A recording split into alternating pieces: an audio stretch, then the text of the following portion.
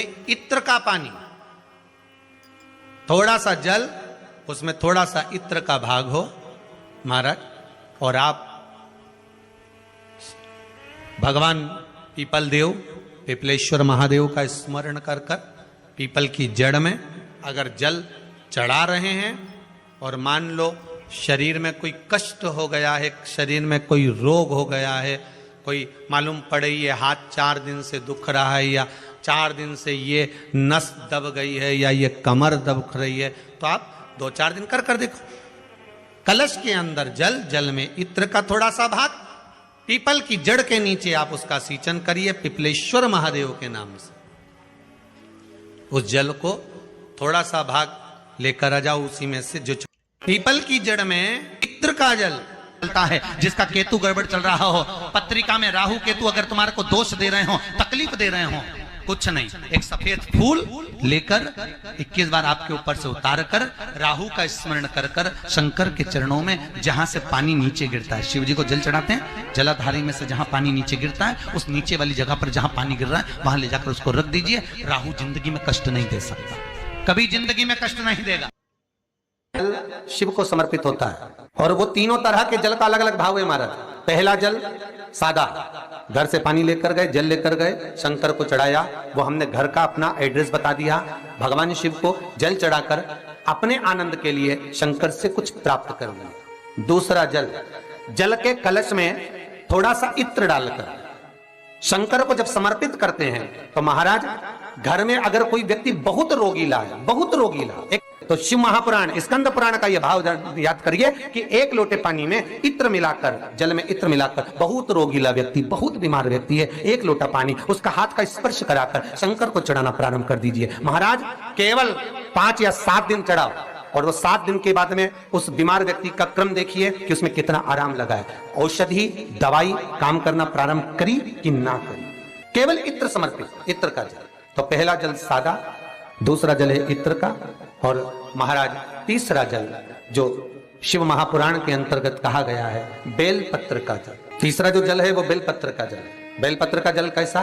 तो महाराज शिव महापुराण की कथा कहती है कि जल के पात्र में एक बेलपत्र अंदर डालकर उस जल के पात्र को ले जाकर शिव को समर्पित करना, अर्थात अपनी मन की कामना भगवान शंकर से कह देना, केवल बेलपत्र के माध्यम, बोलना नहीं है हमको कुछ। 3 तरह का जल का जो व्याख्यान वर्णन किया गया, एक सादा जल जो भगवान को कहा, आपने अपना एड्रेस बता दिया, आपने अपने मन का भाव बता दिया। इत्र का जो जल चढ़ाया गया वो केवल रोग मुक्ति के लिए चढ़ाया गया। और तीसरा बेलपत्र, अगर उस जल में एक बेलपत्र भी पड़ी हुई है, और वो बेलपत्र पड़ा हुआ जल आप जिस भाव से चढ़ा रहे हो, जिस कामना से चढ़ा रहे हो, शंकर वो कामना आपकी पूर्ण कर देते।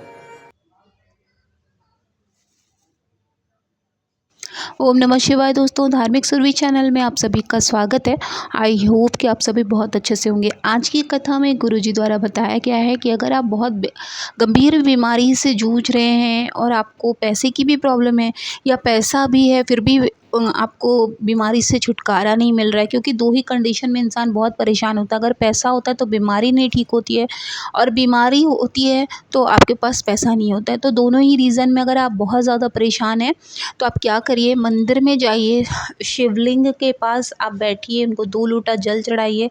सावन का महीना चल रहा है, इत्र सेवा महादेव को ज़रूर दीजिए। कैसे देंगे, आपको कैसे देना, अगर आप इत्र नहीं खरीद सकते कोई बात नहीं, या तो आप गुलाब का फूल ले लीजिए, या गेंदे का फूल ले लीजिए, या कोई भी ऐसा फूल जिसमें सुगंध हो और जो महादेव को चढ़ता हो। ये नहीं कि आप केतकी का फूल ले लीजिए, ऐसा नहीं करिएगा। तो कोई भी सुगंधित पुष्प ले लीजिए। उसके बाद उसको 3 जगह चढ़ाना होता है। कहाँ कहाँ?